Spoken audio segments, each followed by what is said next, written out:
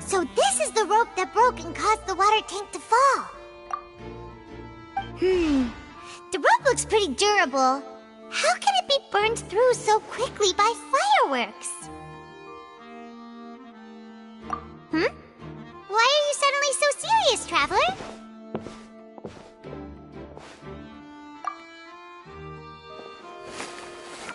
Whoa! Look!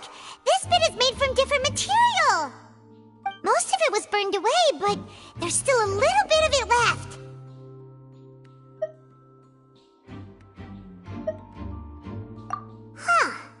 So if a rope meant to hold something was made with that kind of material in it, then that means... Wait! Paimon should write all this down! Let's take notes!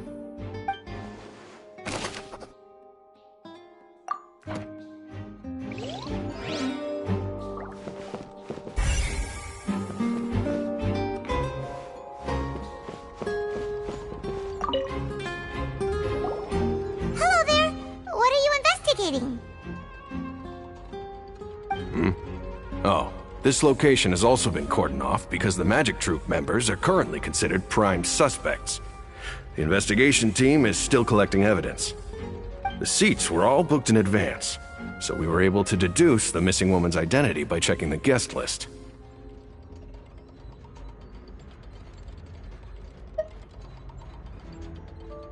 Sure, it's not like this is confidential information. We will publish it later anyway when we petition the public to help us find the missing person. Her name is Halsey. She's a painter from Fontaine who's made a bit of a name for herself. Apparently, she wasn't a regular at the Opera House, but she'd been feeling some pressure with her work lately, which made her decide to come see the magic show. The Magic Troop members all claim not to know her. We have looked into her social connections. It seems that she has no personal grievances or conflicts of interest with the suspects. Simply put, she wasn't related to the Magic Troop at all, which matches the features of the previous serial disappearances. Were the victims of previous cases also chosen at random? That's how it seems to us, in any case. Apart from the fact that they were all young women of around the same age range, there really weren't any other connections between them. Okay then. No need to be so formal. If you do happen to see the missing girl, please be sure to contact us. It is of utmost importance that we get to the bottom of these disappearances.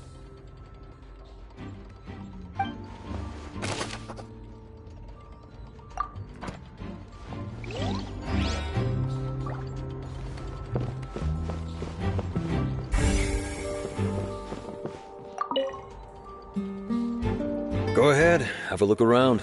In the end, we're both after the truth.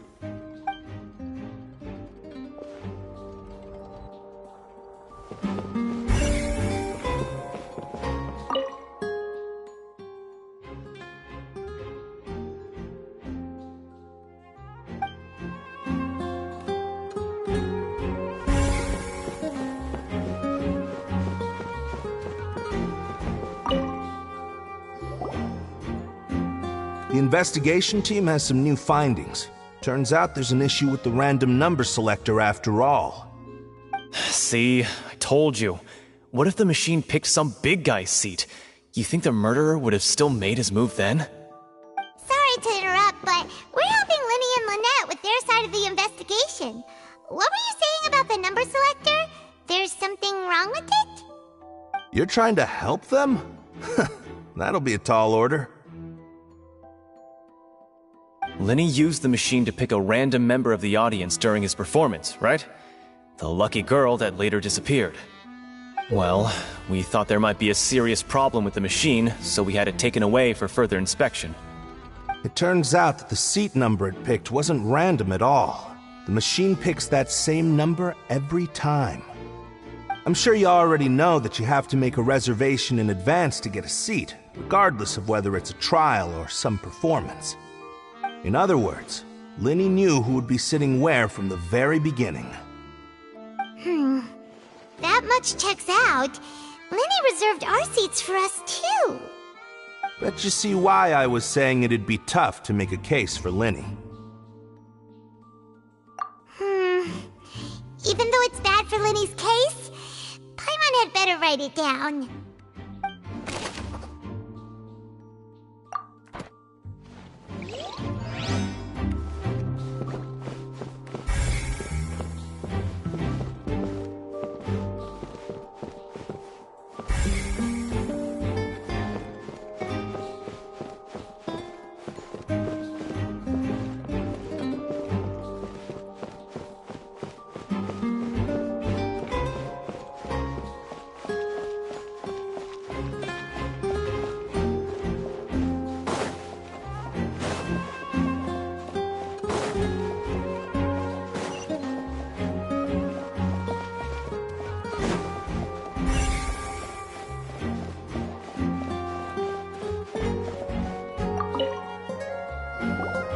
I see that you're investigating the area.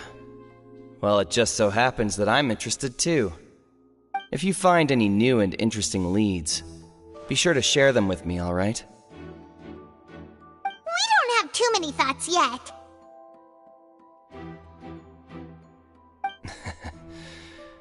Then why don't I tell you my hypothesis first? The way I see it. And I'll start it with that loud thud. The thud? Oh, you mean the sound that happened during the countdown? Yes, exactly. It wasn't terribly loud, but I suspect that most people heard it. It's just that everyone was awaiting the results of Linny's trick with bated breath, so no one paid it much mind. But now that the incident has happened, the thud has become an important clue. That makes sense. So, what do you make of it?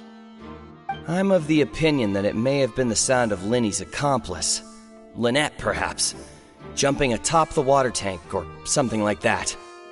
And when the pyrotechnics went off, she cut the rope, sending the water tank crashing down.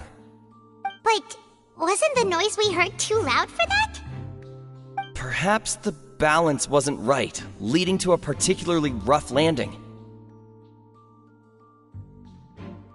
Oh, that's true. I suppose I must reconsider. That does remind Paimon, though. What was with that sound?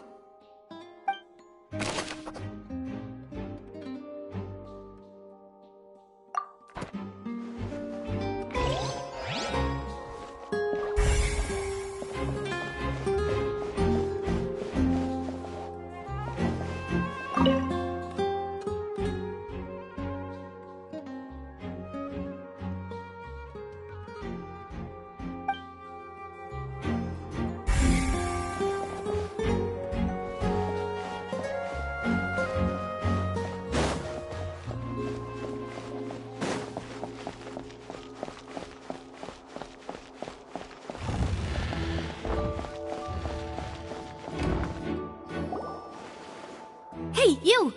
Yes, both of you! Over here! I've been keeping an eye on you for a while now. Huh? You mean us? That's right. If I'm not mistaken, you're also among those who wish to cut down the thorns and pursue the truth. No? And by the looks of it, you're not from Fontaine. Well, you're right on the more about that one, but who are you?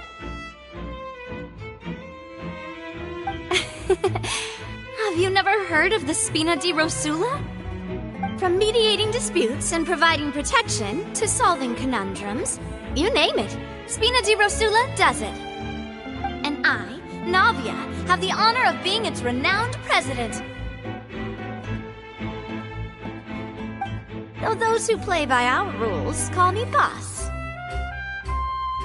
I'm Silver, her attendant. Pleased to meet you. And I'm Melus. Demoiselle's various daily needs and affairs are under my purview. Huh?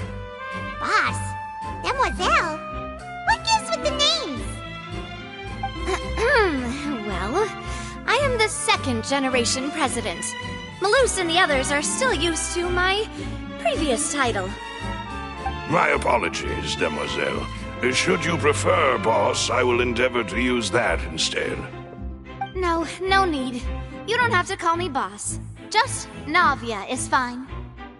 Okay, if you say so. Not that we're members of Spina di Rosula anyway. All merely trifling details. Never mind. Now, back to the situation at hand. That's right.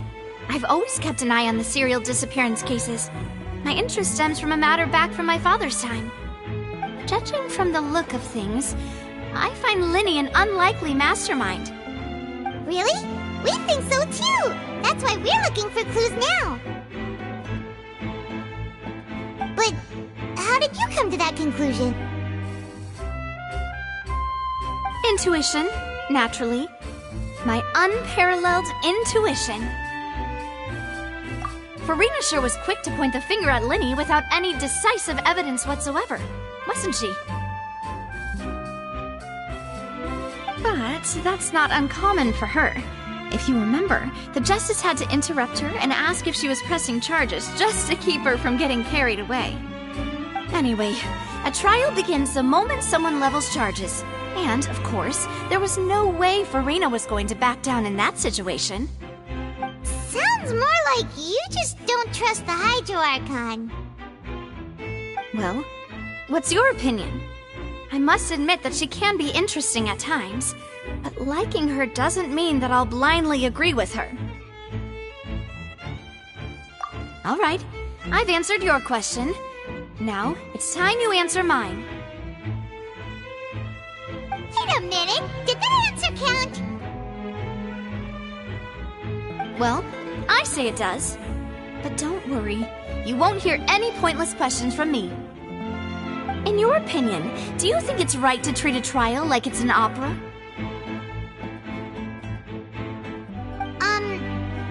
Well? And why would that be?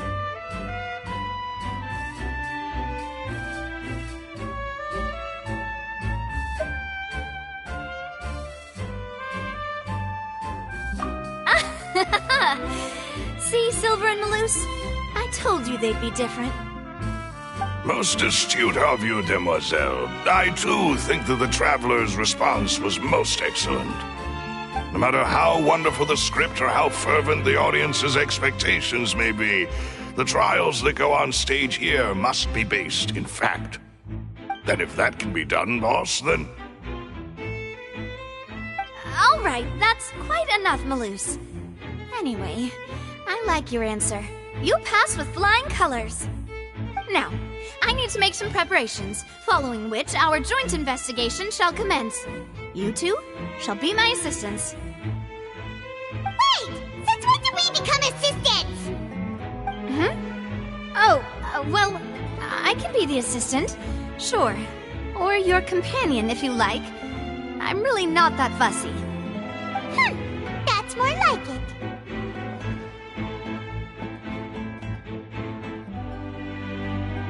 Far be it from me to brag, but I believe that Demoiselle's intuition will be instrumental in uncovering the truth. You wish to save a friend from false accusations, and we wish to unravel the disappearances. In this sense, our goals are aligned. You have a point.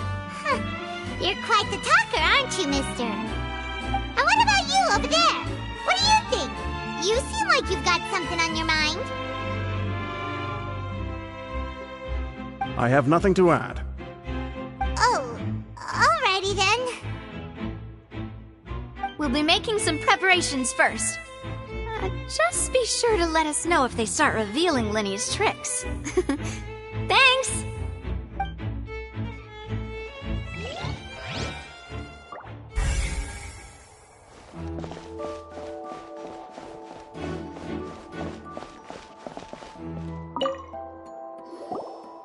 Sorry, but no one can freely enter or exit the Opera House at the moment. If you wish to leave, you must register your identity with us first. No, we're not leaving. We're representing Linny and Lynette as attorneys, so we're investigating the case. Were you always guarding this entrance? Yes, after the Chief Justice gave the order, everyone coming in or out must undergo a strict inspection. So, the missing girl couldn't have left from here. At least, not from that point on. I doubt there was much opportunity then, either. How can you be so sure, Well, because I was in charge of security near the entrance at that time. I couldn't see Linny's performance from here, which was quite a shame. Just my luck. But still, I did not abandon my post, and I stayed put no matter how loud the applause was.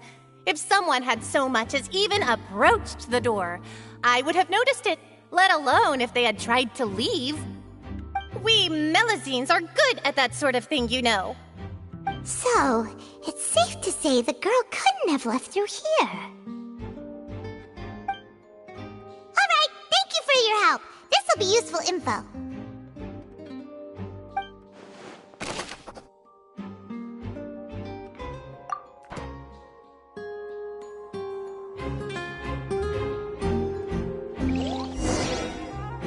We've checked everything of note here at the performance venue.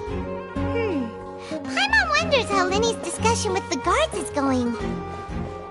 Let's go see, shall we? Ooh, things are getting interesting, huh? We're about to see how magic is made.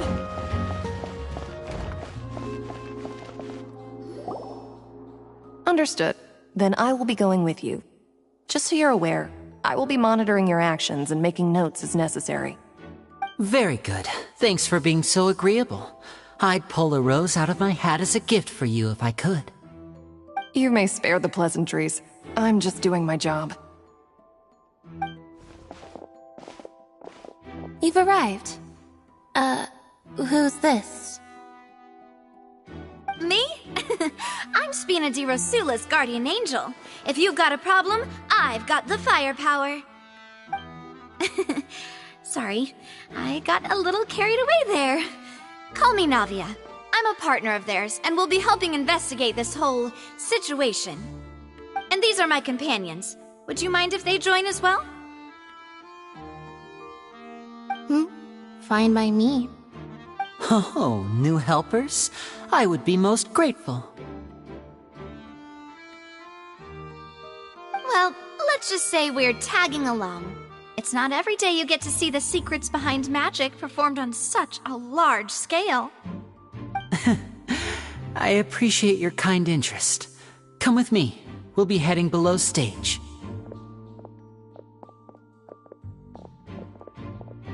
Huh? Below stage? Yes, a world of secrets is hidden beneath this magic box, prepared specifically for this switcheroo trick. But before I reveal everything, you should have a look first. Notice anything strange here?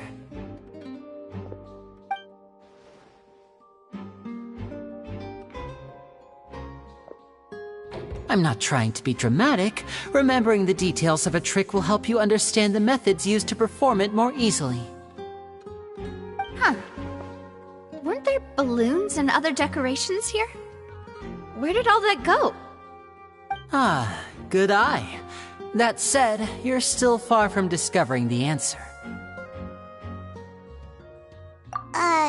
The back? You mean the inside of the door? What's different about it? Paimon didn't notice anything. Very good indeed. I thought you might not be able to catch that, given that you were sitting in the first row. The back of this door was patterned.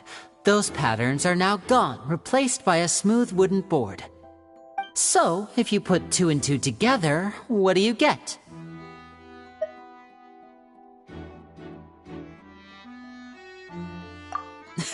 Exactly. All right, let's go.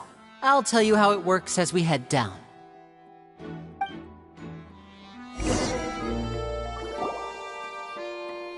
Oh, so there was a passageway under the magic box!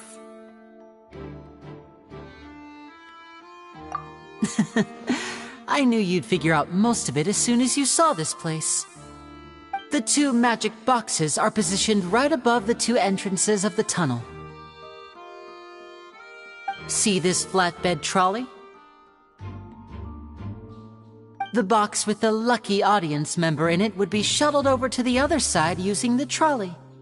This trolley can raise and lower and even rotate, ensuring that the box will face in the right direction. I see. So that's the purpose of the box inside another box. Precisely. The inner box would descend after the audience member was put inside and be moved along the trolley, all while the outer box would remain on stage as if nothing had ever changed. So that's how you did it! Once the box was lowered, the trolley would store some energy through this device here, with which it would complete the rest of the steps. The audience member would only be able to feel some slight movements in the dark, and by the time she walked out, she would already be back on stage. Right! You were talking that whole time, and you even came out for a moment near the end! Ah, yes. A phonograph operated by Lynette was used to achieve that effect. My assistant and I had already scripted our conversation beforehand. When the countdown began, I had already gone to the opposite box via a tunnel using that ladder. And what about Lynette? Where was she? I was in the mezzanine space in the back of the box. Oh, interesting! That's how we were able to coordinate Linny's lines with the assistant. And, by the way, I was the one who walked out of the box at the end. I mean, we are twins. All it takes is a change of clothes and no one can tell who's who. And that's my favorite part of this trick. Only Lynette and I can perform it. So that's how it all worked! Wow! Every detail you revealed was more amazing than the last! Lynette would briefly walk out of the box and then go back in, jumping into the tunnel and escaping before the box on the trolley could finish ascending. And then I walk out of the other box in the audience area, and the trick would be complete. The operative word here being would. But as you saw, Cal was in the box, not our audience member. She, on the other hand, mysteriously vanished. We really don't know how that happened. If not for that interlude, this would have been an astonishing trick. I probably never would have figured out how you pulled it off. And yet, to think that someone was able to use this magic trick to commit a crime. Could we have a look around? I think we can come up with some more leads. This is the scene of the crime, so Linny and Lynette are not permitted to stay here. I'll escort them back up. Yes, of course. No need to be so strict now. I won't disappear into thin air, you know. Thanks, everyone. We're counting on you.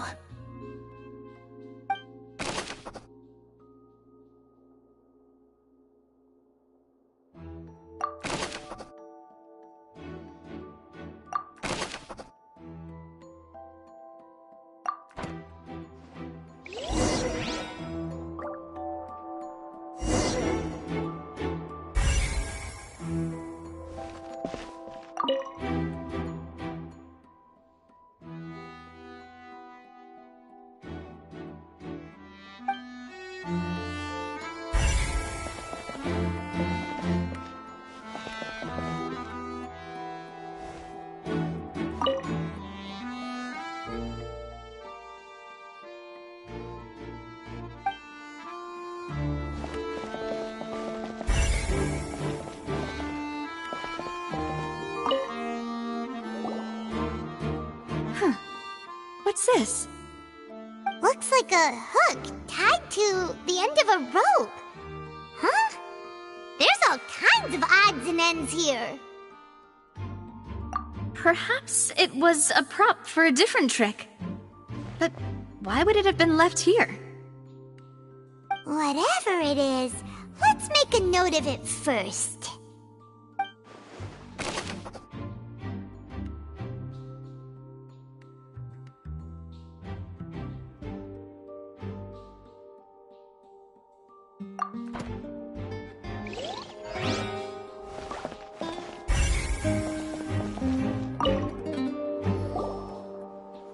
The floor is wet. Please be careful not to slip. Speaking of which, why would there be water here?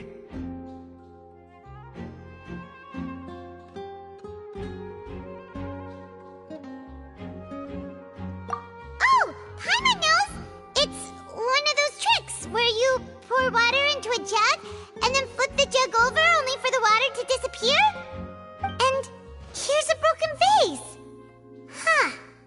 Did the trolley knock it down while moving? That can't be. The trolley moves along tracks from start to finish. It couldn't have hit the vase at this distance. Let's note this down too and think about it later.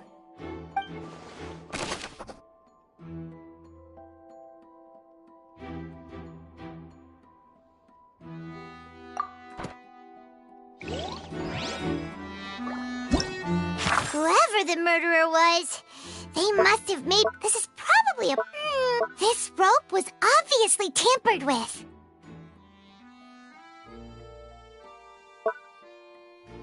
People needed to register and reserve a seat for the show. That, combined with this number selector, could allow you to pick a young lady instead of some old fogey.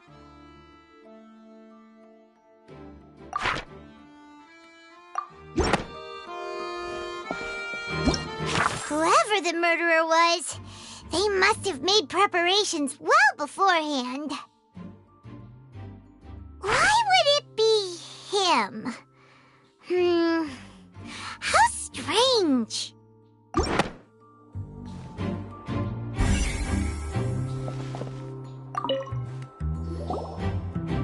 Oh, these are the clothes that the lady chosen from the audience was wearing, right?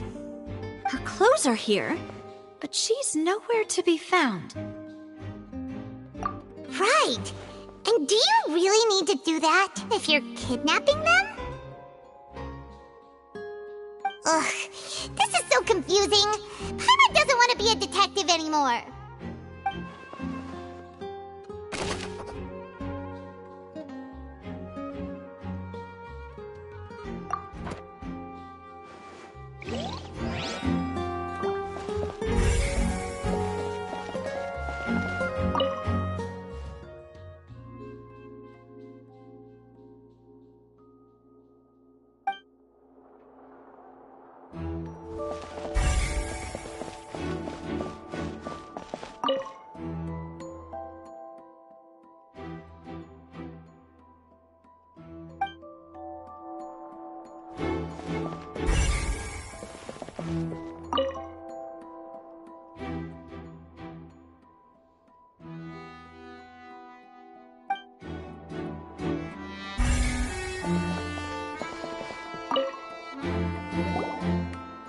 What is this place?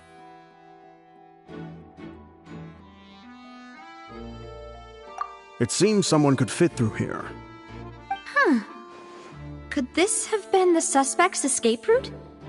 Alone, perhaps. But if they had to pull another person with them, the space would be too narrow. But there are no other ways in or out of here.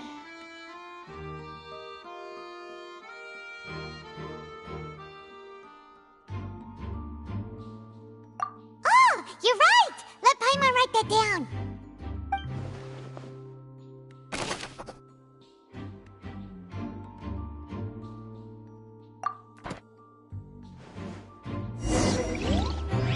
Seems we're just about done investigating down here. Yes, let's head back up.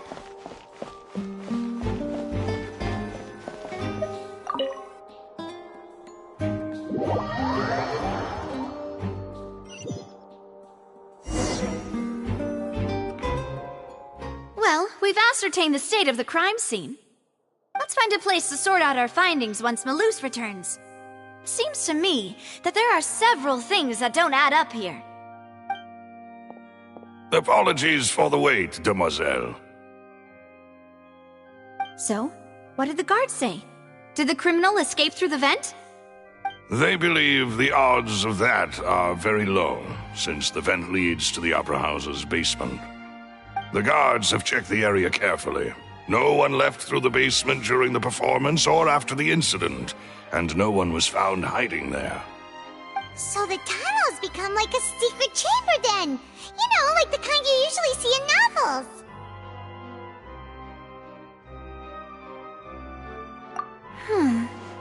The plot thickens.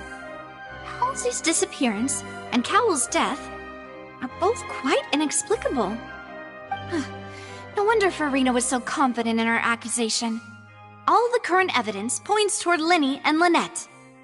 In other words, the charges are very likely to be upheld unless we make some considerable progress. Charges and then trial. So if the charges are upheld, they'll announce a sentence? That's right. This is how a trial goes in the Opera House. During the proceedings, the Chief Justice and the Oratrice will hear statements from both sides. That's right. This is how indemnitium is produced. The statements from both sides, the defenses from attorneys, witness testimonies, and even the audience's emotions will all be projected on the Oratrice. To put it simply, it's as if the Oratrice has its own will, and is a judge in its own right. This also precludes any kind of favoritism on the part of the Chief Justice. Not that this has ever happened anyway. Once both sides have finished speaking, the Chief Justice will make his final decision. This, too, will be used by the Oratrice as a reference. Then, finally, the Oratrice will be consulted by officials. The result it returns is the will of justice itself. Huh? So that machine is the one that actually decides? Paimon thought Neuvillette called the shots. In practice, there is very little difference. Both have always come to the same judgment, which is why people have great faith in the Chief Justice. Ah, yes, the guards also asked me to convey that none of us will be allowed to leave this place before the trial. Huh? Why? Because we've chosen to act as the twins' proxies. That makes us persons related to the case. They're concerned that we might be colluding with outside parties, or that we might find outside help to disrupt the case. And even if that were not so, it could prove problematic if we happen to spread key information about the case ahead of time. I'm ready to break out at any time. Whoa, whoa! There's no need for that! Paimon thinks they have a point! That said, are they providing food? Of course. I just hope you don't mind the lack of options. I'm afraid that catering to all tastes is not in the cards, nor is any guarantee of balanced nutrition. In that case, let's just sort out our findings together here. Pity. I was hoping to take you to try some of Fontaine's famous desserts, too. I mean, what better way to properly think through our findings than over some tea and sweets? Huh. Breaking out suddenly doesn't seem like such a bad idea after all. Just kidding, just kidding. Paimon will still do her best, even if there are no snacks. What do you mean, no snacks? Of course we'll have snacks. If we cannot buy some, then we'll simply make some. Huh? Here? But how? Understood, demoiselle. Everyone, please come with me.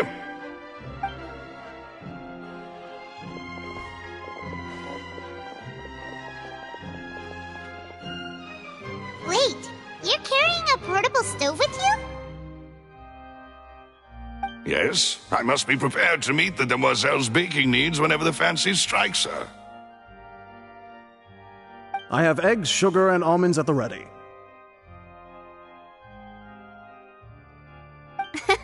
Good work, you two. Then I'll get to it. Please sit tight for a moment. You'll get to taste my awesome snacks soon enough. These three are quite the interesting group.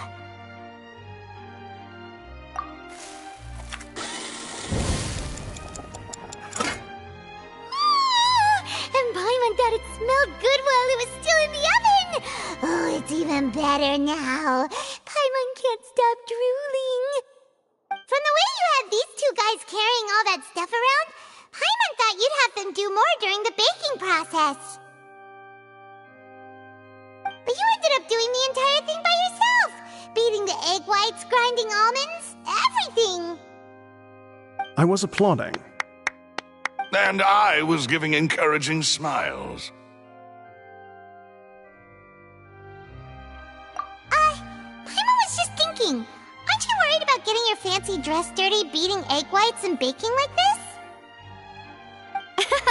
Well, I don't think it's carved in stone anywhere that fancy ladies can only read books, sip tea, ride horses, and play the piano. I just really enjoy making snacks. Don't underestimate beating egg whites, by the way. It's a real arm workout. You also need to beat them to just the right consistency, or your macarons will crack. Anyway, give these a try, fresh out of the oven. There's 3 for each of us. Only 3? Well, eating too many sweet treats might send all that sugar to your head. You wouldn't be able to think clearly about the case on a sugar rush, would you? Tea is ready to be served as well. This is Demoiselle's favorite, strong black tea with a floral fragrance that clears the mind and lifts the spirit. No need for concern. I'm merely doing as I should.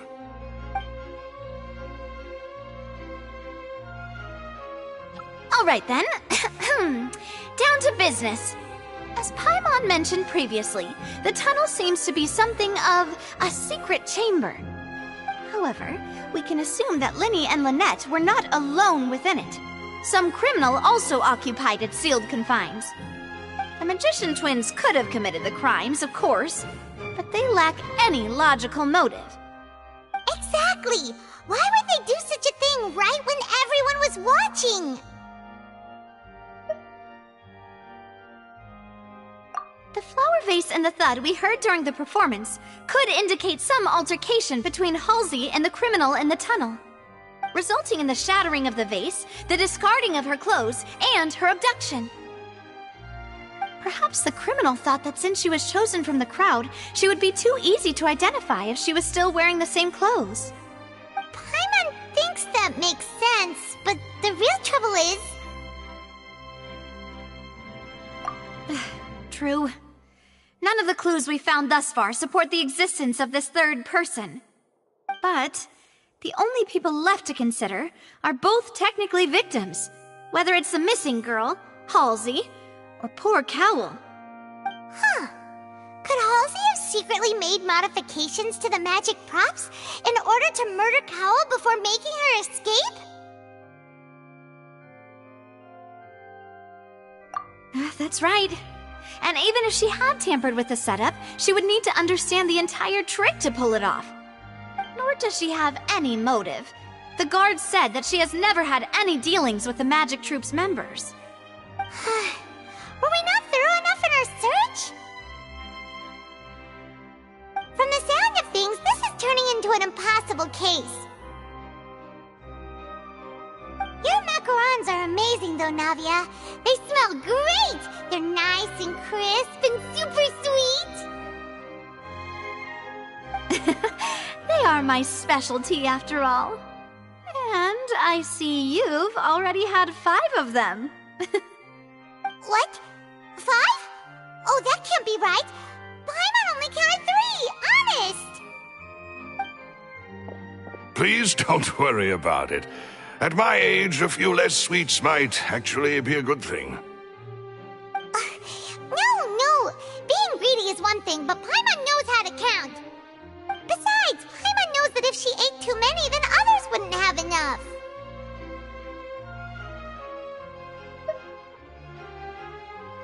Wait, even you don't believe Paimon? How could you? If Paimon ate those 2 extra macarons, then may they turn into stone in her stomach!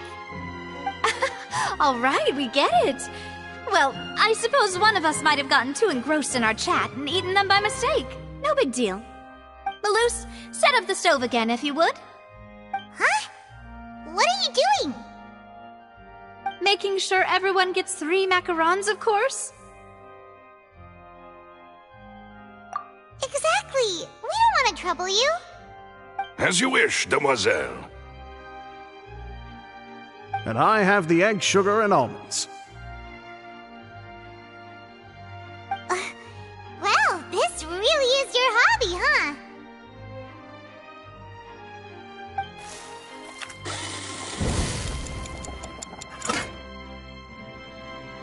Well, that's it for snack time. I'm going to have another look around the area. I don't know what we're looking for yet, but we've still got some time. As attorneys, I suggest the two of you think the case over again. It would be awkward if you got all tongue-tied on stage during the trial. All right, thanks for your help and for the snacks. It was nothing. A small task for the Spina di Rosula. Silver, Malus, it's time to go. I'll be back if I find anything new.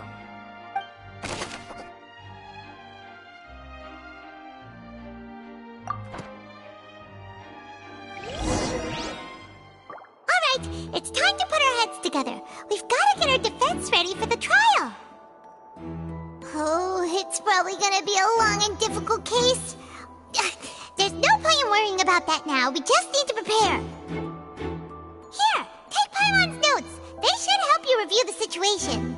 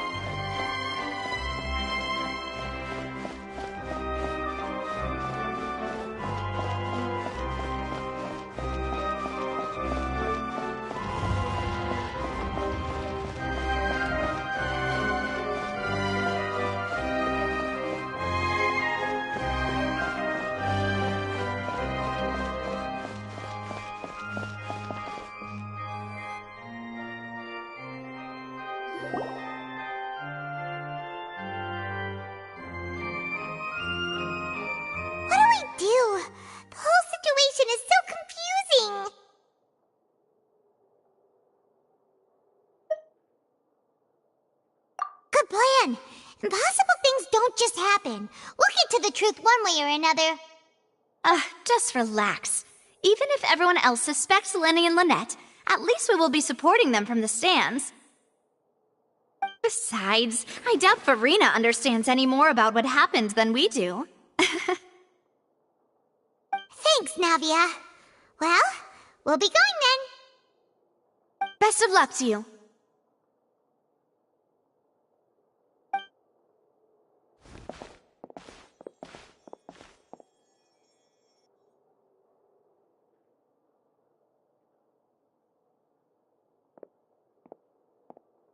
Ah, finally, you're back. Well, how did your investigation go? To be honest, you might be disappointed. No. We're already very grateful that you were willing to help. Well now, don't you all look disappointed? Don't tell me that your investigation came up empty-handed. That was to be expected, of course. The guilty can never produce proof of their innocence. But don't let that stop you. I shall be terribly disappointed should you, my most anticipated foe, concede so easily. Since both parties are present, I declare that the trial regarding the magic show incident is now in session. Firstly, in order for the audience to understand the causes and results of the incident, could we please have Mr. Linney explain the trick? Yes, of course. I will explain while Lynette demonstrates on stage. All the necessary items have been prepared.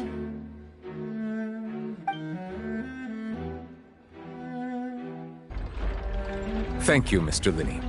In that case, I take your statement to be that you ran to and remained hidden within the magic box in the audience stands once the trick began, and thus could not have committed the crime. Is this correct? Yes, that's correct, Your Honor. In that case, I call upon the prosecution. Lady Farina, do you wish to refute his statement in any way? Why, of course I do. Allow me to take the first shot and break this case wide open. Mr. Linney is clearly lying. There is no way you could have been in the box the whole time if you were to abduct Halsey and murder Cowell. In fact, I'd say you were hardly in that tunnel at all. That is simply your hypothesis based on the presumption that I'm guilty. Oh, is that so? And if I may ask, what did you hear while you were inside your box? The roaring countdown of the crowd, of course. That's how I kept track of the time and built anticipation for the finale. And you didn't hear anything else at all? Nothing that might leave an impression of any kind? No, nothing. I see. But when the count reached 30 seconds or so, there was a thud. One so loud that I believe practically everyone heard it. Huh? Hey, hang on. Something's not right here.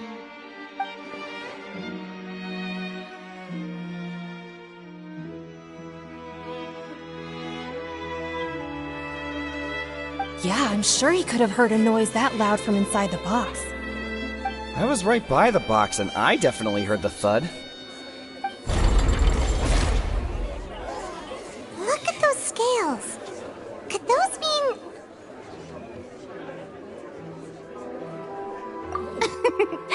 Well then, ladies and gentlemen, allow me to use the words of the magician himself. You never know what can happen in the blink of an eye. Indeed, it seems his alibi can also collapse in the blink of an eye.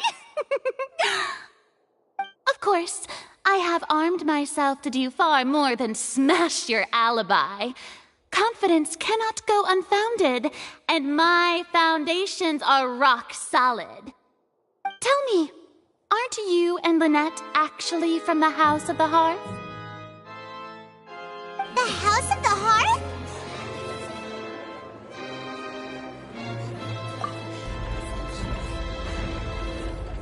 No wonder they did something like this. So the serial disappearances were the Fatsui's doing. Now it all makes sense. I've got a feeling that what happened on stage probably wasn't just an accident. That's irrelevant. Our identities have nothing to do with what happened. Indeed. Then perhaps you could tell us everything that happened during that 1 minute. Your first priority is to prove yourself innocent after all. I'm sure there is little that needs to be kept secret now. Unless your script already has holes in it. The Outlander is speechless. My, oh my, don't they look flabbergasted? Now comes the infighting and discord, I suppose. This was almost too easy. Good thing I made all those preparations. Seems the all-nighter I pulled last night is really paying off. Hey, Linny! Why didn't you tell us this before?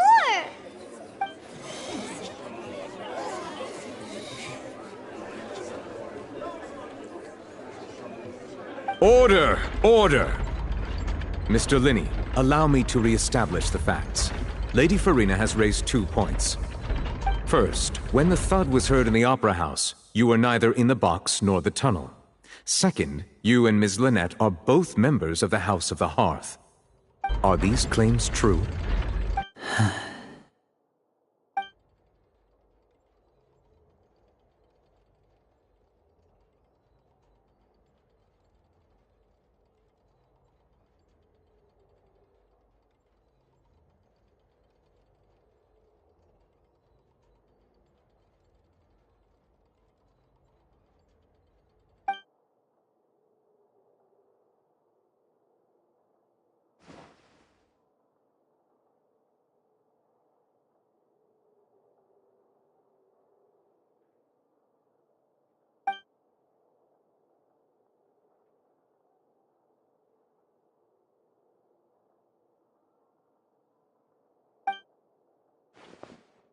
Please answer my question, Mr. Linney.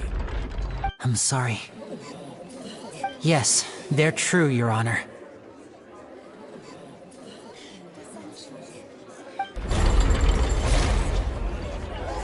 I knew it! Well, that's it. We might as well move on to the sentencing already. What should we do now? Granted.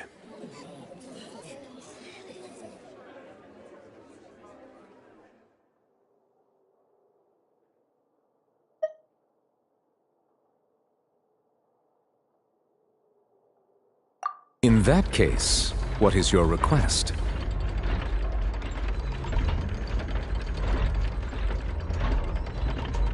Is that really necessary? They're already as good as guilty. The defendant deceived their own attorneys. What is there left to discuss? Order! Order, I say! Your request is reasonable, and we shall adjourn. This trial will reconvene in 1 hour. So you would stick to Mr. Linney's defense even after knowing what you do now? You certainly have more professionalism than I thought. In that case, my dear audience, let's allow the joy of victory to steep for a little while longer.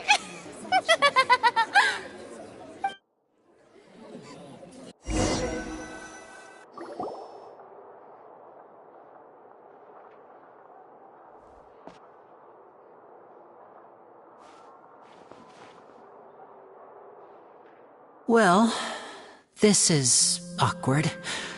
I didn't think the Hydro Archon would dig all that up.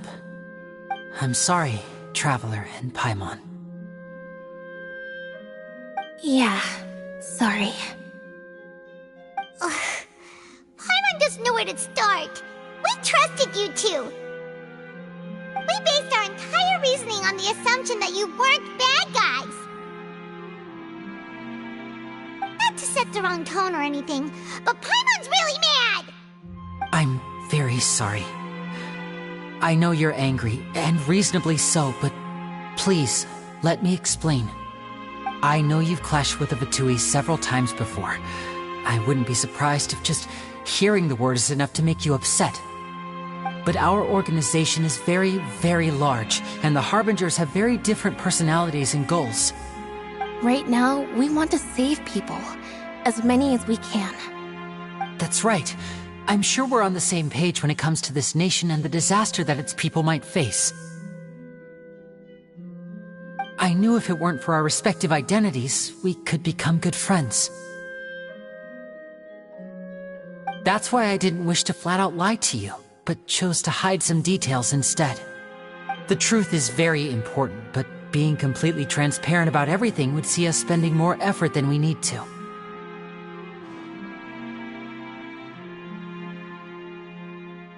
Right. So, you be the judge. Heck, if I were you, I fear that I'd even struggle to trust me at this point. You met a Fatus who works as a magician, a trickster by trade. All by coincidence, too. But still, I'm asking you to trust me. I am no criminal. At least, not in this case. Sorry. Please forgive us. Well, you both say that, but...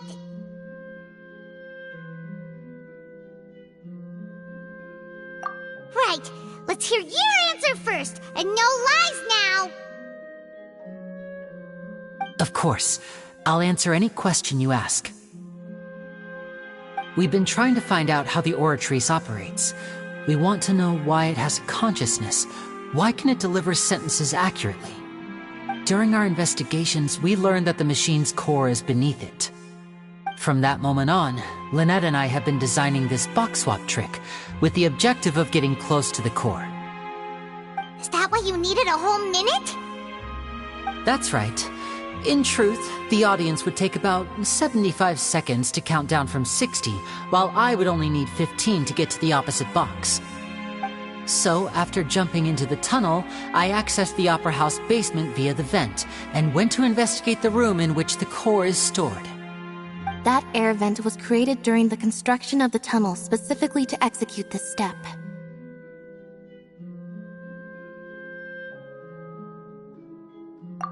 Well, nothing. As soon as I reached that room and was about to investigate, I heard someone's voice. Which should have been impossible, of course. I was quite certain that I was the only one in the room. That voice seemed to recognize me and tried to speak to me. I chose to err on the side of caution and retreated the way I came. On the way back, I saw the broken vase and the clothes on the ground, but the countdown was almost finished, so there wasn't time to give it any thought. After that, the homicide occurred just as you saw. Well, that explains why you didn't hear the thud. Because of that prophecy I told you about, of course. We must know all we can about this nation's secrets in order to deal with that prophesized crisis. That's the only way we can save everyone. So, there you have it. The whole truth. I swear, I didn't hide anything from you this time. It was never my wish to proceed under this cloud of mistrust either. But like I said earlier, you can be the judge. If you want to leave because you don't trust the Fatui, there's nothing I can do to stop you. Well, Traveler, you decide. Paimon will follow your lead however you choose.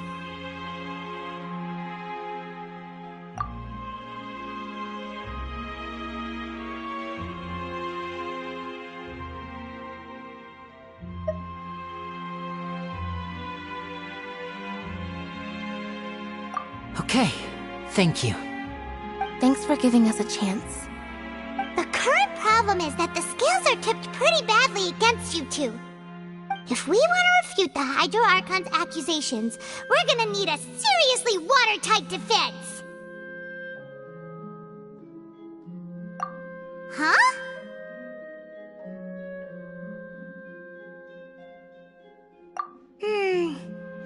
Oh, Paimon thinks she gets what you mean.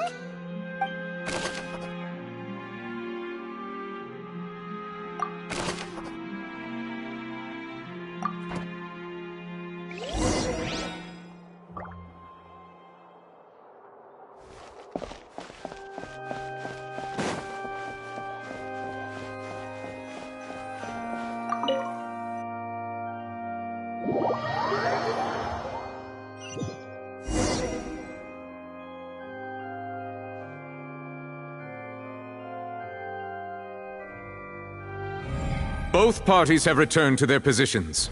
Let us continue the trial. When last we left off, Mr. Linney acknowledged the new evidence presented by Lady Farina as fact. Therefore, Lady Farina may continue stating her reconstruction of the events. That took long enough.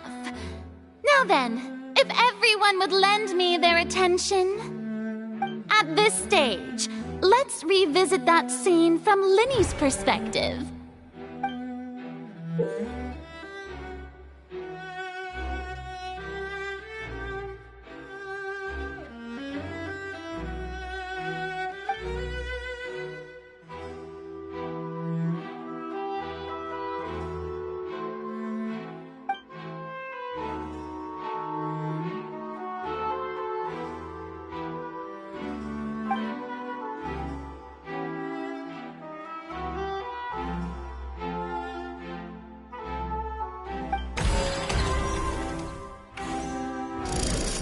Countdown began, he entered the tunnel.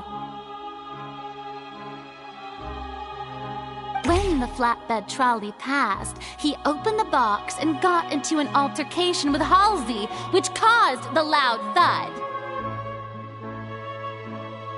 He did not realize that this sound could be heard by everyone in the opera house, which is why he claimed earlier that he could not hear the sound. Finally, he used the vase to knock her out, before making her change clothes to prevent others from recognizing her.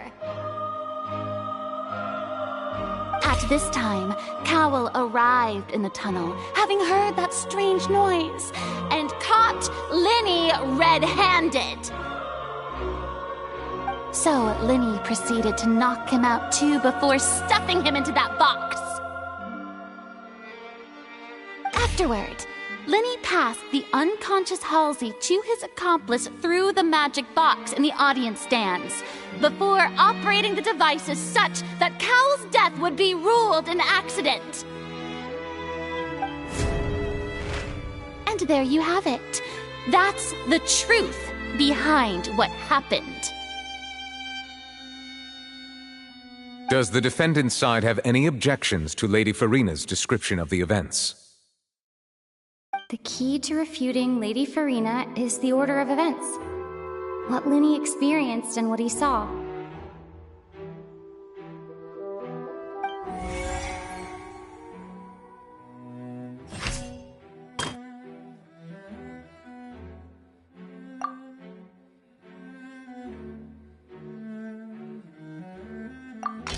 According to Linny, he left via the vent after entering the tunnel. He couldn't have had that altercation with Halsey.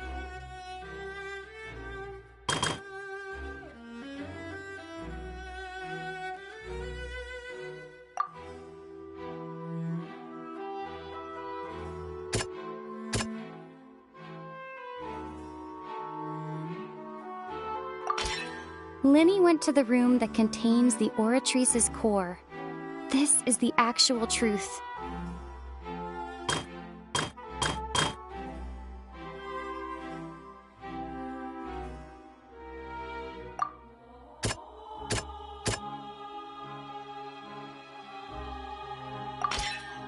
Linny did not take part in the underground altercation. He only witnessed traces of the aftermath. Attention! Ace Detective Paimon has something to say! When the countdown started, Linny did indeed go into the tunnel.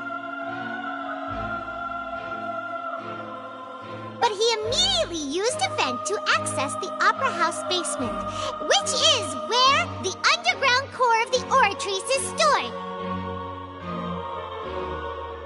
Once he reached that area, he heard a voice in what should have been an empty room. Since he felt something was amiss, he returned immediately.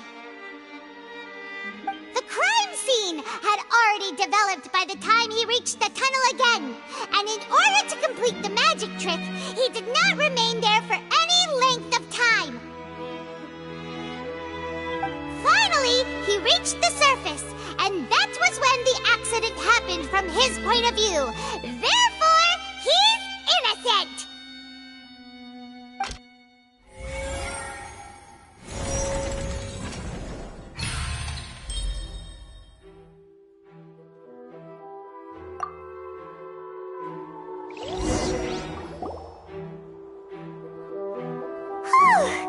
Paimon did it!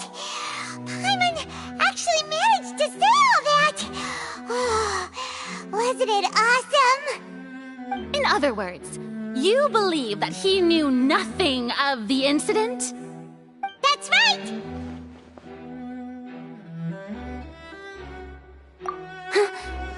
My reasoning?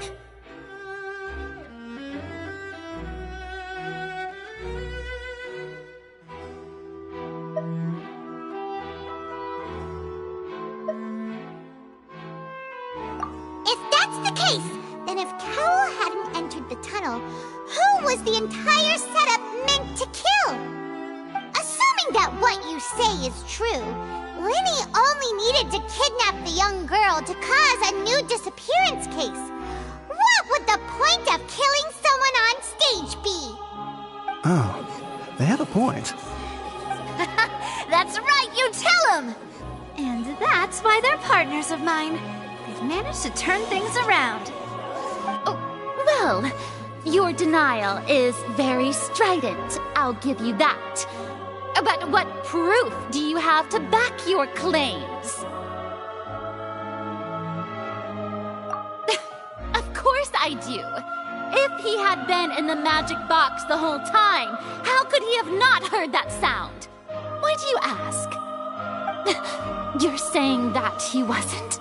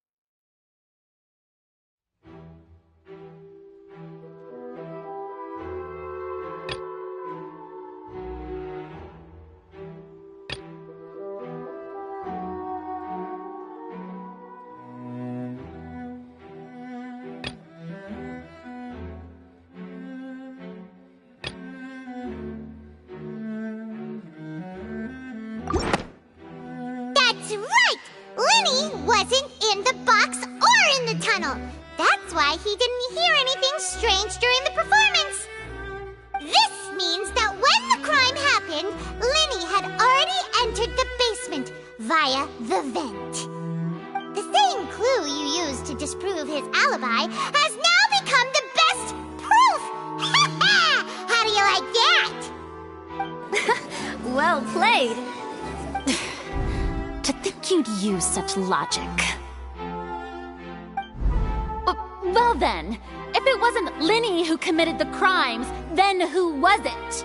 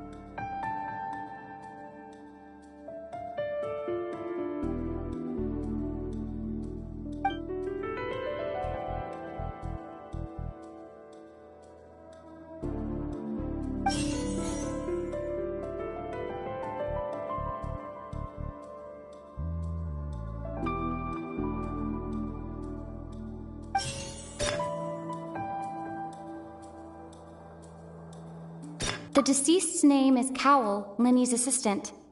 He would have been able to tamper with the equipment.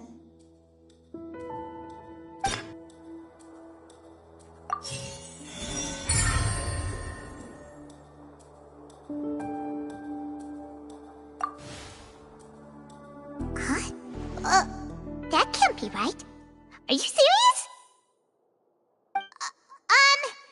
The killer was, in fact, Cowell, the deceased! Oh, is that so? How interesting! Let's hear your reasoning then. What I must do next is recreate the truth. What Cowell did, and how he went from would-be perpetrator to victim.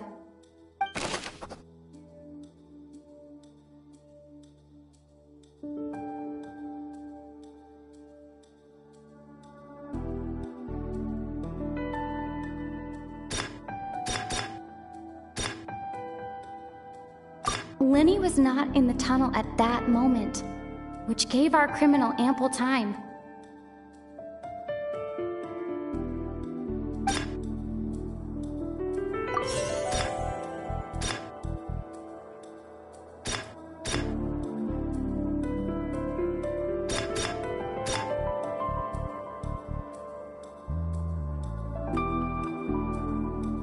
No one entered or left the Opera House through its entrances. So, where would the criminal have wanted to take Halsey? The sound we heard may have come from a clash between the missing Halsey and the criminal.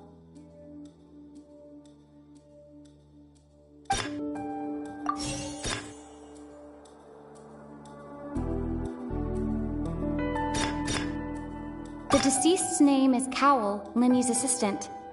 He would have been able to tamper with the equipment.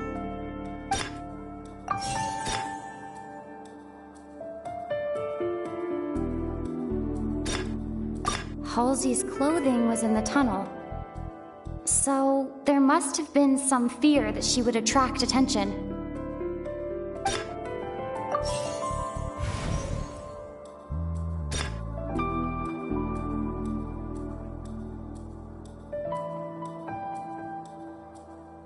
No one entered or left the Opera House through its entrances. So, where would the criminal have wanted to take Halsey? It would have been tough for both people to fit into that vent. They would likely have bumped into Linny as well.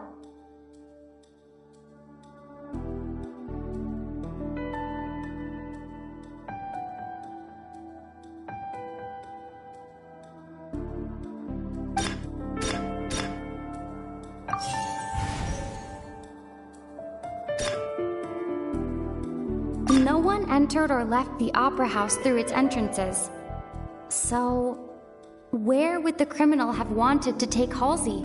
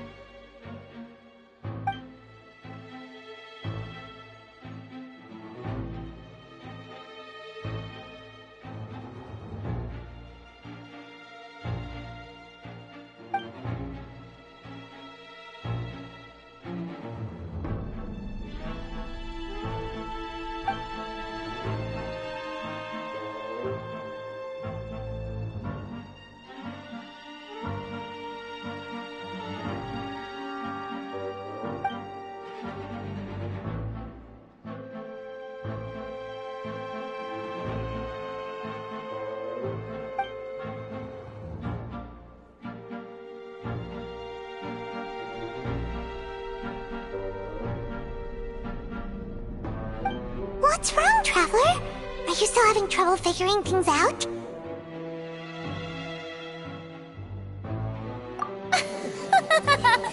I see how it is. So this was all just a bluff. And here I thought you had something to show for it. But it seems you're still far from the truth. Look, since we're at a dead end, why not consider a different track? Just like the trick as it transpired, the end result must have been utterly different from the magician's initial design. If only we knew how Halsey disappeared. Well, that would be nice, but the tunnel only has 3 exits, and none of them seem very likely. And it's not like this is a magic trick where you can just make a real live person disappear. You know, like you did from that water tank, Lynette.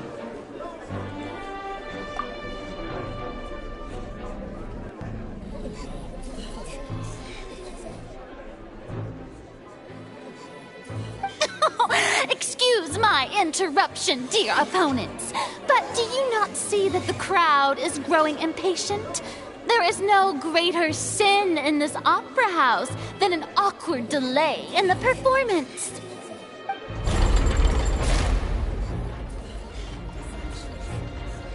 If the defense is unable to make further effective arguments, we will move on to the next stage of the trial.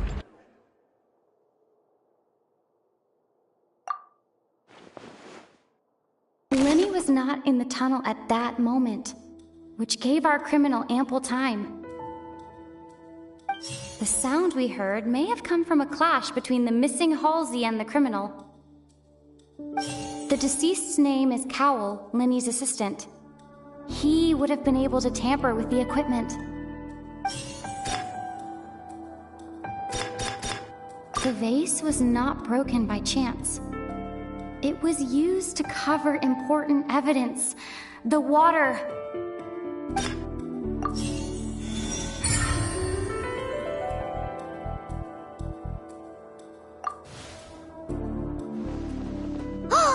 Paimon gets it! It all comes together if Halsey disappeared instead of being kidnapped. Lynette escaped from the water tank, vanishing gradually and leaving only clothes behind. If there's a similar method where a person could be transformed into water... Just a moment, please. I do hope you know how preposterous you sound at the moment. How could a person ever be transformed into water? This is reality we're talking about here, not some magic trick. Must we really? I should think that of anyone. Your friend Linny already knows this truth very well. Magic tricks are ultimately just illusions and misdirection. But Halsey's disappearance is very real. We're talking about two completely different things. Even so, I trust the Traveler's judgment. The truth must be out there somewhere. Perhaps some new line of reasoning may open if we try to gather all the focal points that don't make sense. Since Cal was the deceased, we haven't placed much attention on him. But given that we aren't making much progress with the case, it wouldn't hurt to have a look at his belongings, would it? People really do come up with all sorts of harebrained schemes when at the end of their rope. The way I see it, your suggestion that we broaden the scope of our investigation is nothing but a tactic for stalling the trial. Nevertheless, I believe that this is a reasonable request on the part of an attorney. Since the trial does indeed appear to be at an impasse, I believe that additional evidence may help us make more progress. Guards, please step into the lounge and examine the personal effects of the deceased Cowell.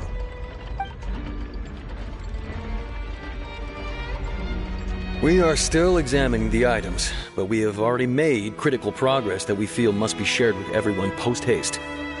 We discovered several test tubes of fluid within Cowell's baggage, each labeled separately. The notebook in his backpack claims that these fluids are water from the primordial sea. The primordial sea? The note's contents also indicate that Cowell belonged to an organization that sells illegal drugs and that he had an accomplice. The notebook has many entries concerning safe usage of these fluids, in which the keyword dissolve appears many times. One of these tubes was labeled Opera Epiclese, along with yesterday's date. It is empty. The notes also state that these dissolution properties work exclusively on people from Fontaine. It's likely that Halsey was chosen as some sort of test subject. As such, we believe that the defense's hypothesis is, in fact, supported by sufficient evidence. You've got to be kidding!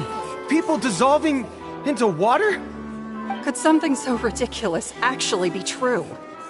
Wait a moment. This reminds me of a certain prophecy, but it's just a coincidence, isn't it? Huh. If people can become water, does that mean that the water tank's real use was as a means to hide water stains? And if Cowell was targeting that girl... Wait just a minute. Could that mean... You two, with me, quick! Demoiselle, wait! What about your partners? Let's go. Just trust me. Order! Order! It is undeniable that further examination of the deceased's personal effects has yielded some surprising results, but we cannot yet verify the veracity of these clues. Still, let us assume that these clues are indeed authentic, albeit with the understanding that Ms. Halsey has yet to be found. Guards, please continue examining the items along these lines. Mr. Linney, it appears your hypothesis is supported by the evidence, so please continue speaking. Of course. Thank you, Your Honor. If we uphold this hypothesis, I believe that many of this case's seemingly unrelated clues can be connected together. Right! Like the metal hook! That one didn't make sense at all. Let's think about this. Cowell's methods must have something to do with that water from the primordial sea.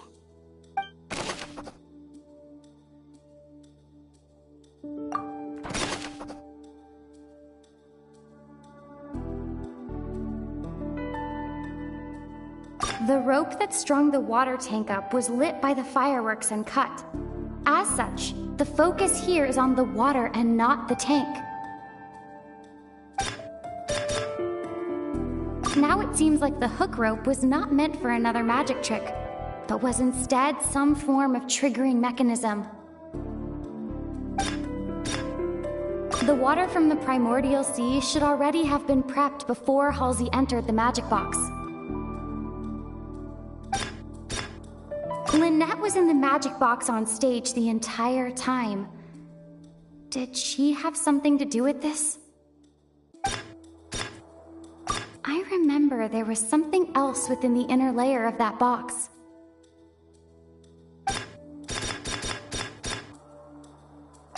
The deceased's name is Cowell, Linny's assistant.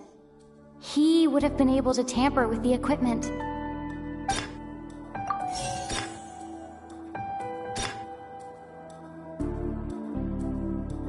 Now it seems like the hook rope was not meant for another magic trick, but was instead some form of triggering mechanism.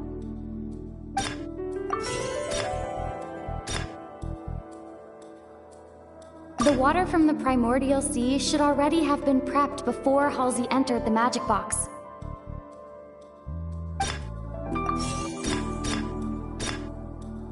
I remember there was something else within the inner layer of that box.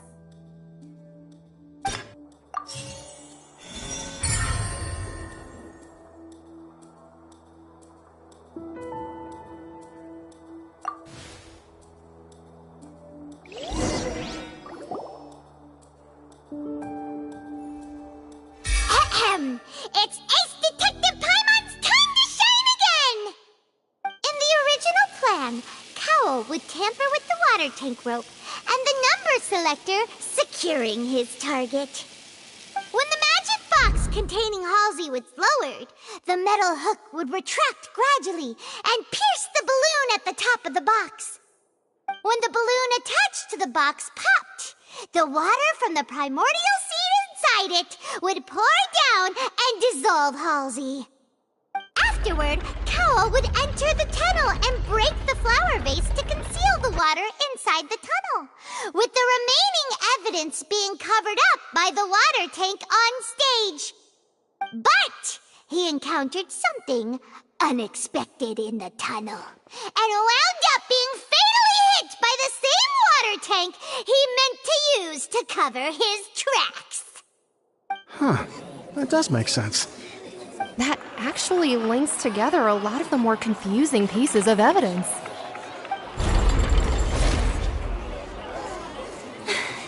Oh dear, what do I do?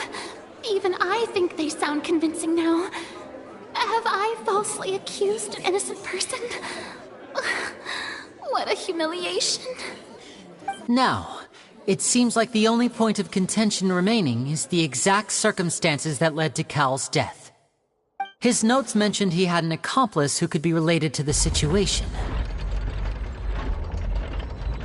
On that note, the guards have just contacted me indicating that they uncovered new evidence.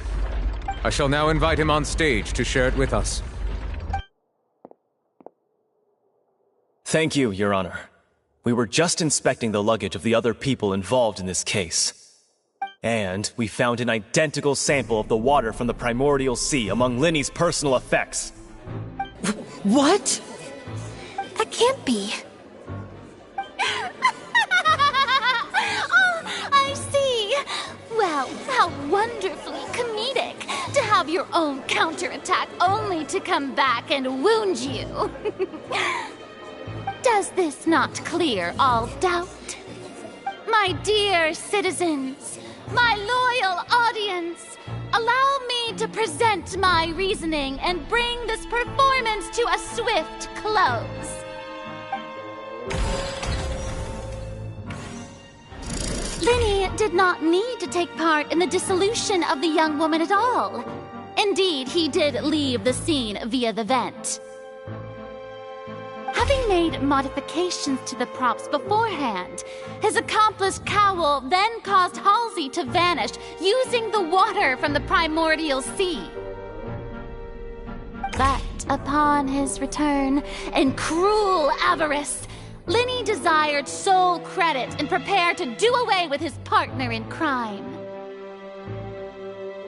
Ultimately, he knocked Cowell out, and the tool meant to cover the crime up also became a murder weapon. Now, as much as I regret having come to such a viciously straightforward conclusion, it does seem that the famed Fatui is quite the cold-blooded and ruthless organization. Am I right, Mr. Linny? We've used up all the evidence we collected. There's no way for us to make a rebuttal here. Is this the end of the road?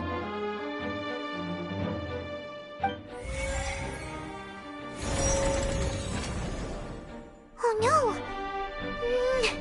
Paimon can't think of anything either. It doesn't look like there's any way around this. Seems using the water as new evidence was too good a move. Why did this have to happen now? I think we've all seen enough now, and we have ample witnesses to my flawless reasoning. I believe this is indeed the finale. Now then, my good, noble Chief Justice, should we not, in your view, move... excuse me, everyone, but I must interject. Miss, I must ask you not to shout, and to respect the ongoing legal proceedings. Oh, come on, don't be hasty. I have a good reason for interrupting, you know. Now, would anyone here like to take a little break from all this debate and see a little magic? I'll show you an amazing trick, one that can bring a young woman who has disappeared back in the flesh, right before your very eyes. Please, do the honors, Mr. Linny, if you would be so kind. What in the world is she saying? No offense, miss, but miracles like that are beyond my scope as a magician.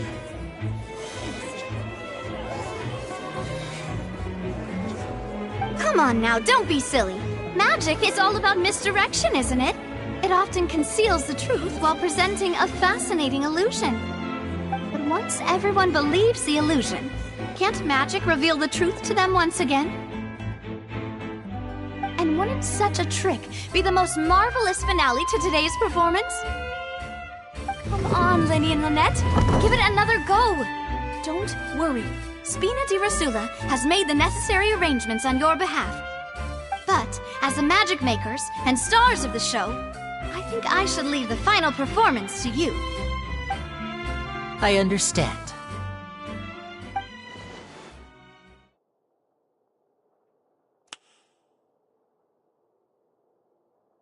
And voila!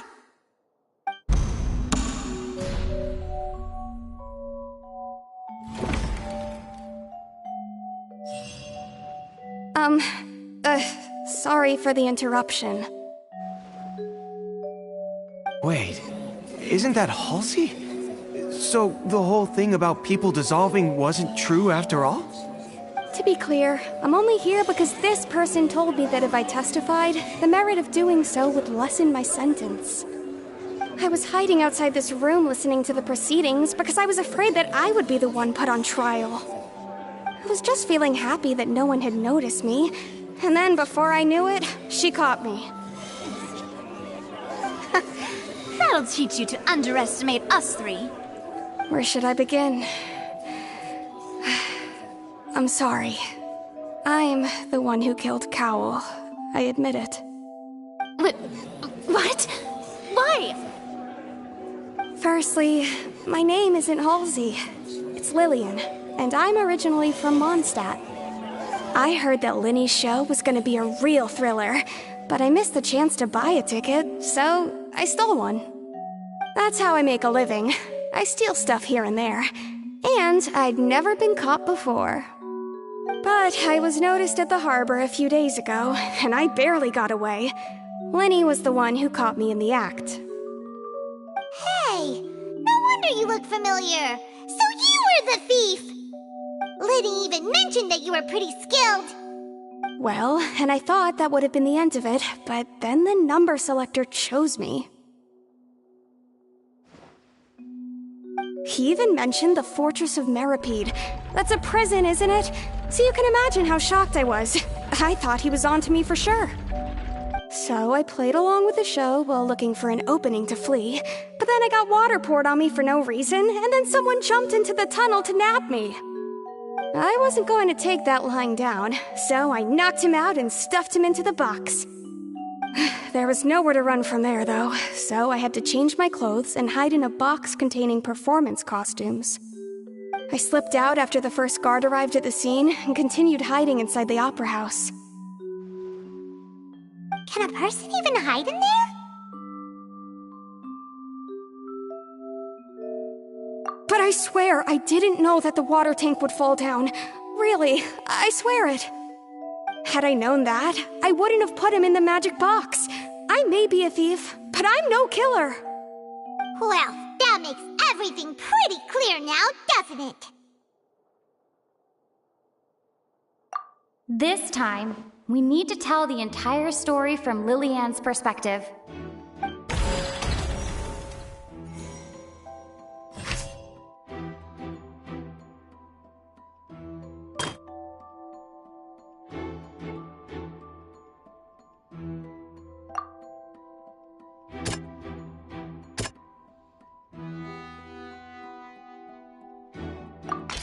The strange sound wasn't from a fight.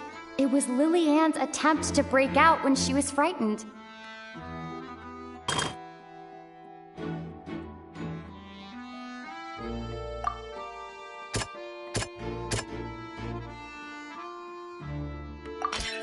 The flower vase was not broken to cover anything up, but was smashed during the struggle between Lillian and Cowell.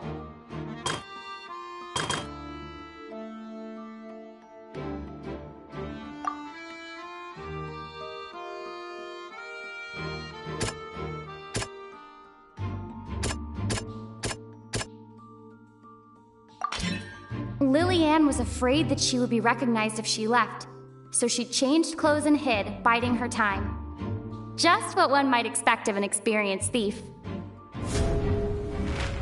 And it's Ace Detective Paimon time! Having been selected out of the blue, Lillian panicked. Her panic only intensified after she entered the tunnel and had water poured on her head. So she kicked the door open, producing the thud we all heard. Hearing the commotion, Cowell leapt into the tunnel, only to discover that Lillian had not dissolved. He did not know that Lillian was not from Fontaine, but was a thief who made her way in by stealing a ticket. Mistakenly believing that the water from the primordial sea needed time to take effect, he tried to force Lillian back into the box. The two broke the flower vase during the struggle, but Lillian came out on top, knocking Cowell out and putting him in the box. With no way of escaping, she changed her clothes and hid in the costume trunk until the performance ended.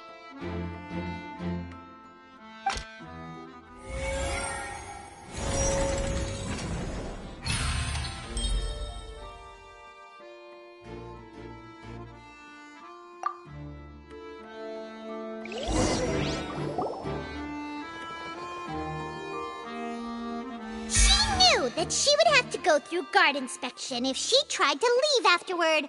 So, she has been trapped in the opera house these last 2 days.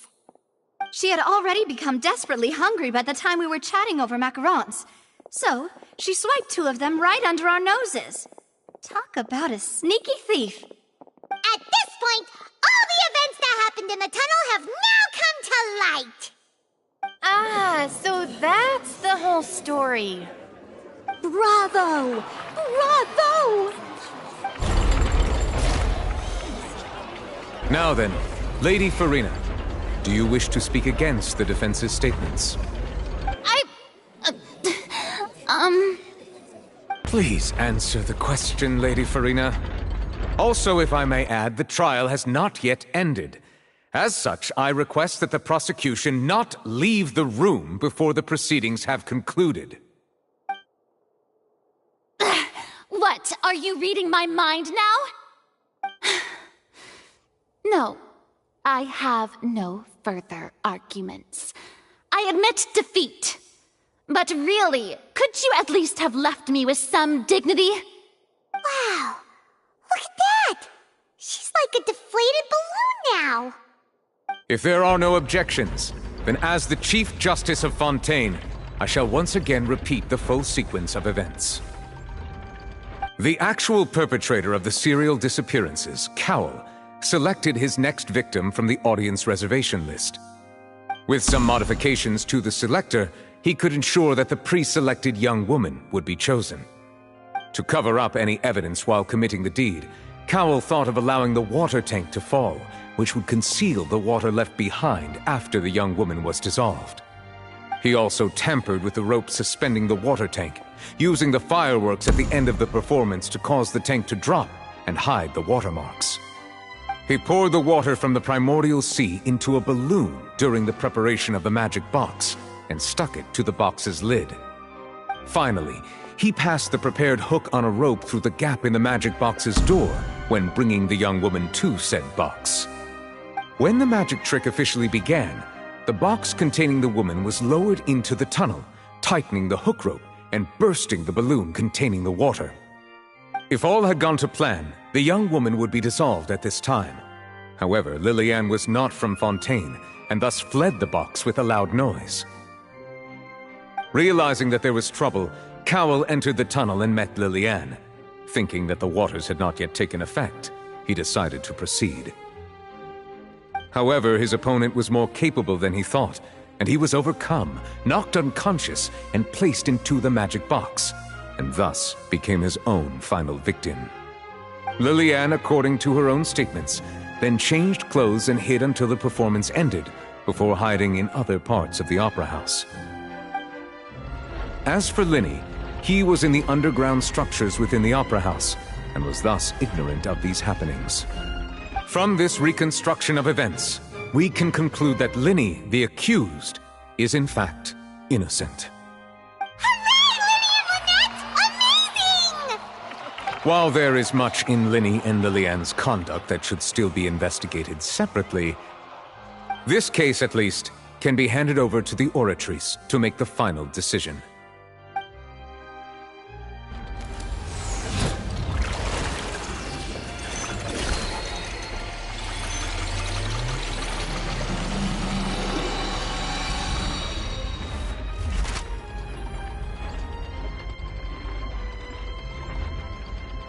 As such, Linny and Lynette are officially declared not guilty.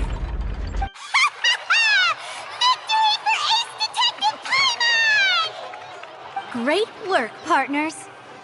Thank you all. Thank you so much. Next, I think we deserve an explanation, Guard Vaughn. How did you find the water from the primordial sea in Linny's baggage? Your discovery caused me to make a serious mistake, you know. Or was that not a discovery, but false evidence that you dared to bring before this court? I suspect that the accomplice mentioned in Cowell's notes was not Linny, but you, yes?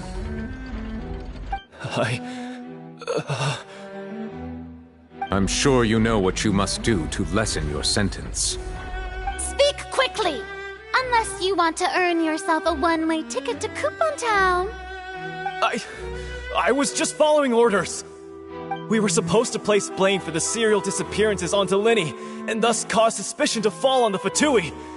The higher-ups said this was the best opportunity to do so. And now that your plan has fallen through, and the secrets of the water have been revealed, you have become a liability to said higher-ups, yes? Therefore, you would be wise to tell everything you know, and seek the protection of the guards. Yes, I'll tell you everything I know. Our boss discovered that the water can cause people to dissolve. It can also be made into a potion, which when extremely diluted, can cause people to experience unforgettable exhilaration. We've been in this business for a while now, and have made decent more off it. The disappearances were also the boss's idea. I mean, this is the boss we're talking about.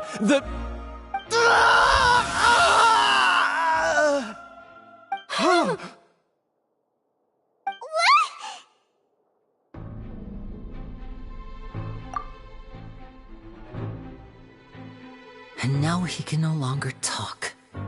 Such ruthlessness. I shouldn't have expected any less of them. An outrageous act. All present, please submit to inspection immediately.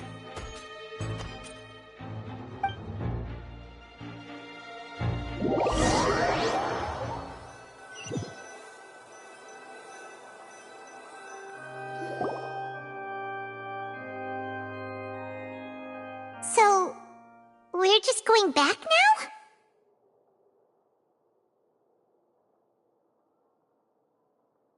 That's true, but... Traveler, Paimon! Please wait.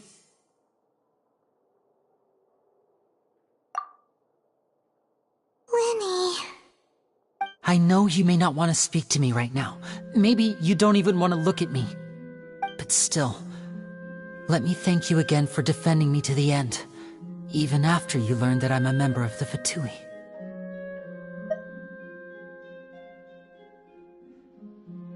I guess. But regardless, I'd like the opportunity to set things straight. I didn't approach you with any ulterior motives or ill intent. I've spoken to you as myself, just plain Linny this entire time. As for why I'm a Fatus, it's because the goals of the House of the Hearth align with those of an orphan like me. That's all. That was how Father, who you might know as the Knave, approached recruiting us back then too. The Knave? The one who controls the House of the Hearth? She's your father? That's right. And since we're here, I was wondering, would you mind hearing a story? It's about my past. Back when our parents first died, Lynette and I were left wandering the streets. To survive, I took to surreptitiously observing an older street performer who did magic. It took me several days to figure out how he pulled off his amazing tricks. I took my sister through several streets until we found a crowded corner, and we began to perform magic tricks there. To my surprise, we proved to be pretty popular, and we could at least stop worrying about where our next meal would come from for a time. But I didn't want my sister to remain a street rat together with me forever.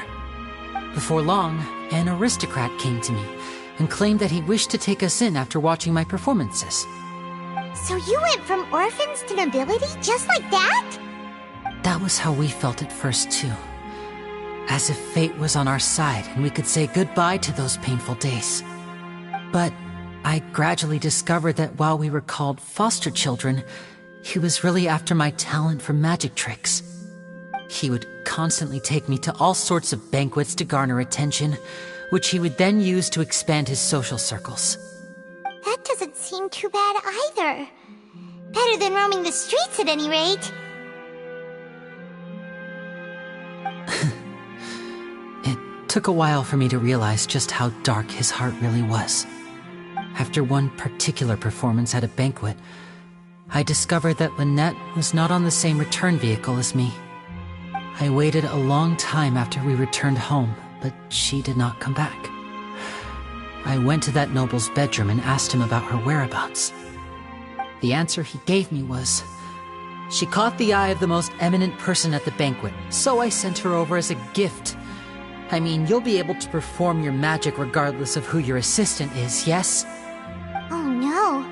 So he was gonna... But wouldn't Fontaine's laws deal with such people? As far as outsiders are concerned, this is a relationship akin to adoption or foster care, and they have their ways of escaping the eye of the law. I managed to ferret out the location of the mansion of that so-called eminent person and hurried through the night. But by the time I leaped over the walls, avoided the guards, and made my way in, all I saw was the moonlit ground covered in blood, and the knave standing there in the darkness. So, she'd already taken care of that guy. That's right. She had rescued my sister before she could come to any harm, and had even discovered several girls hidden in a basement, all of them orphans. Father, the knave, might have seen something in me, and so she made me an offer. The House of the Hearth welcomes you, for your interests align with ours. Here, none will ever betray you. Indeed, betrayal shall never be permitted here. I was hesitant to trust her. I had just been betrayed by nobles. But she was also quick to destroy the noble who had taken us in at first, giving us back our freedom. Oh, so that's how the two of you joined the House of the Hearth.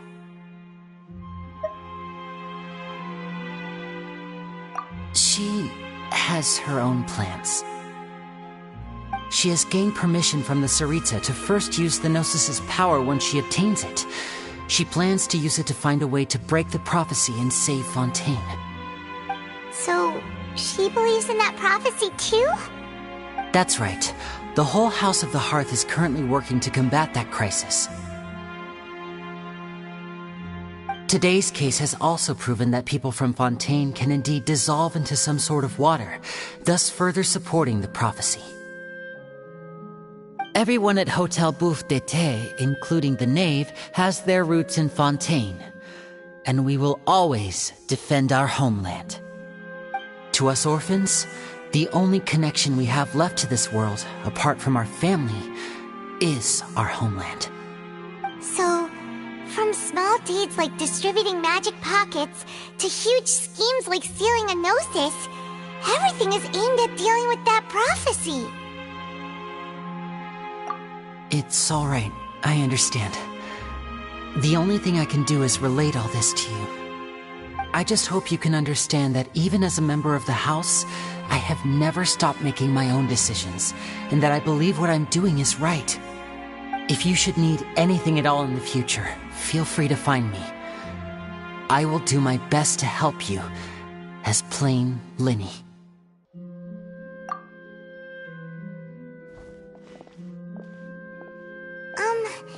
Bye, Linny!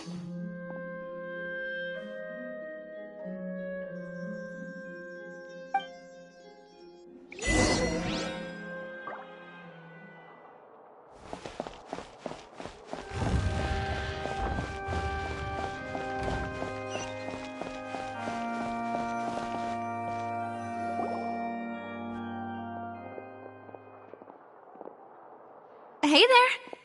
What was with the disappearing act you pulled right as the trial ended? Were you looking for us, Navia? Well, this whole thing isn't exactly over, is it? I do feel that we're getting closer to solving the serial disappearances case, though. Don't you think so, too? Huh? What's wrong, my dear partner?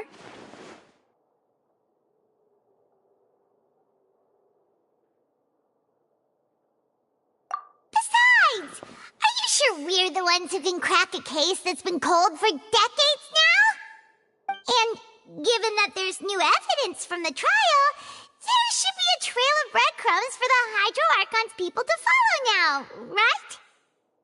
Ah. I see. Well, I won't lie. I'm a little shocked to hear that from you. But I suppose you are just travelers who have only arrived in Fontaine after all. Sorry. I might have been too presumptuous. Don't say that, Navia. Ah, and we were having so much fun investigating with you, too.